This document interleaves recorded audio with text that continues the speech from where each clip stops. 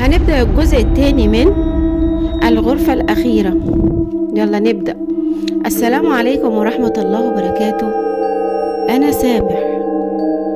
عينيا اتسعت وأنا ببص في الصندوق، لقيت جواه حاجة مفاجأة، صورة قديمة قوي لحد مش قادر أتذكره، بس كان في إحساس غريب إني أعرف الصورة. كانت مشوهة شوية وظهرت في طرفها ورقة صغيرة مربوطة بشريط كان مكتوب عليه: الوقت ده مش بعيد، خلي بالك. حسيت بشيء غريب جدا في قلبي، زي ما يكون في حاجة بتحاول تطلع من أعماق ذهني.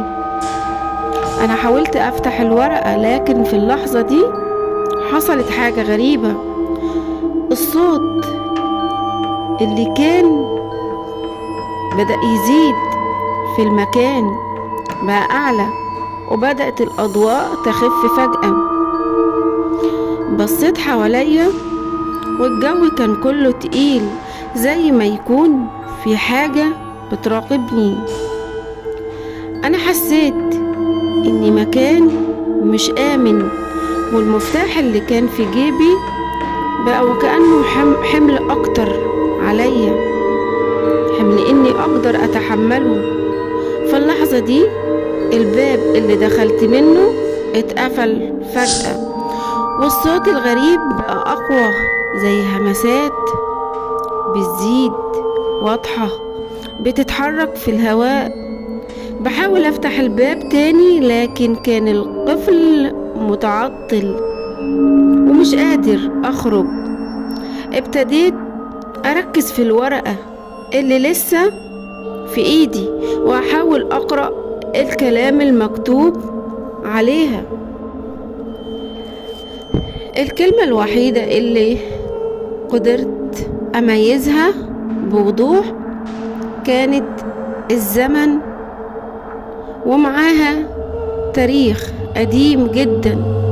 حسيت ان الزمن ده مش بس حاجة عادية، لا، شيء مرتبط بشيء مظلم وغامض. كنت واقف في مكاني، بدأت أحس بشيء غريب يتسلل جوه قلبي، زي شعور بالخوف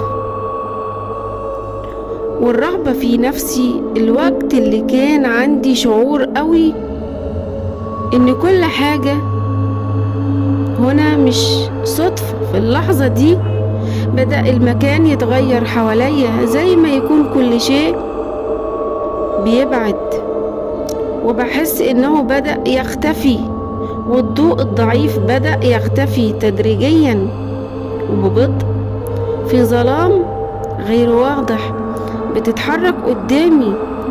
شعرت بشيء يلمسني من ورايا، ولفت بسرعة، لقيت نفسي قدام شخصية مظلمة مش واضحة مع ملامحها، بس عينيها كانت بتشع بضوء غريب. الصوت ده اللي كان بيهمس لي بأذني أصبح واضح: انت مش لوحدك هنا، ولا الزمن ده ملكك. الصوت كان بيصدر من الكائن ده اللي بدأ يتقدم خطوة خطوة نحوي، وفي لحظة شعرت ببرودة شديدة، زي المكان كله تجمد حواليا. الكائن ده كان واقف قدامي، والضوء اللي في عينيه بدأ يتوجه بشكل واضح مخيف. شعرت بقلبي يدق بسرعة بسرعة، كنت مستعد للهروب. في اللحظة غريبة الكائن ابتسم ابتسامة غامضة وقال لي: الوقت هو اللي اختارك. وفي ثانية واحدة كل شيء اتغير. المكان بقى هادي، والظلام اختفى، والضوء رجع لونه الطبيعي. الكائن اختفى فجأة، وانا لقيت نفسي نفسي واقف تاني قدام نفس الباب اللي دخلت منه، لكن المرة دي المفتاح في جيبي بقى شكله عادي زي ما كان قبل كده.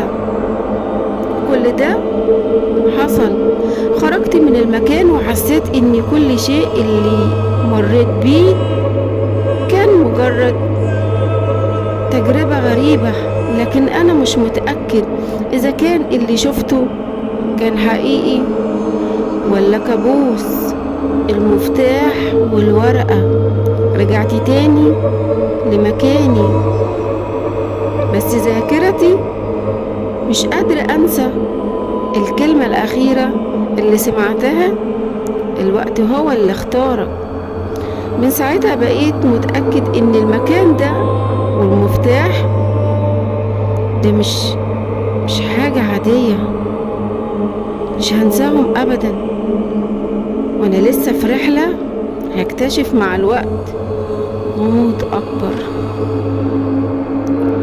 قوليلي في التعليقات عجبتكم القصة ولا في حاجة، ياريت تكتبولي واستنوني في القصة الجاية. ولو عجبتكم الفيديو ما تنسوش تعملولي لايك واشتركوا في القناة، والقصة الجاية أحسن وأحسن. السلام عليكم ورحمة الله.